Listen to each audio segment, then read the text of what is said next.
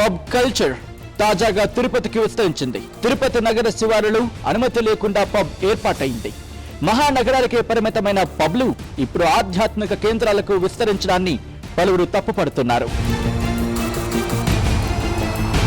పాశ్చాత్య సంస్కృతి పేరుతో అసాంఘిక కార్యక్రమాలు చోటు చేసుకుంటున్నాయి.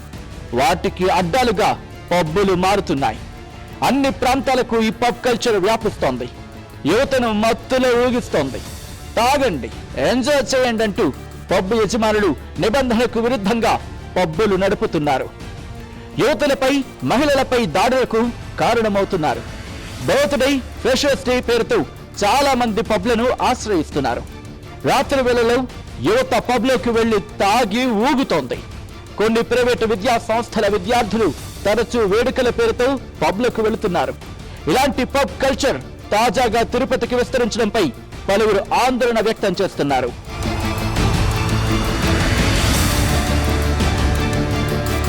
తిరుమలకు సమీపంలోని పబ్ ఏర్పాటు చేయడంపై విమర్శలు వెల్లువెత్తుతున్నాయి. తిరుపతి నగర శివారులో చెన్నై బెంగళూరు హైవేలో చంద్రగిరి ఎమ్మెల్యే ఆఫీస్ కు సమీపంలో పబ్ ఏర్పాటైంది. తిరుచానూరు దగ్గరలో రెస్టారెంట్ పేరుతో పబ్ నిర్వహిస్తున్నారు. రాత్రి 7 గంటల నుంచి మిడ్ నైట్ వరకు పబ్లు నడుపుతున్నారు. దీనిపై తెలుగుదేశం పార్టీ నోరెందుకు మెదపడం లేదని నెటిజన్లు నిలదీస్తున్నారు.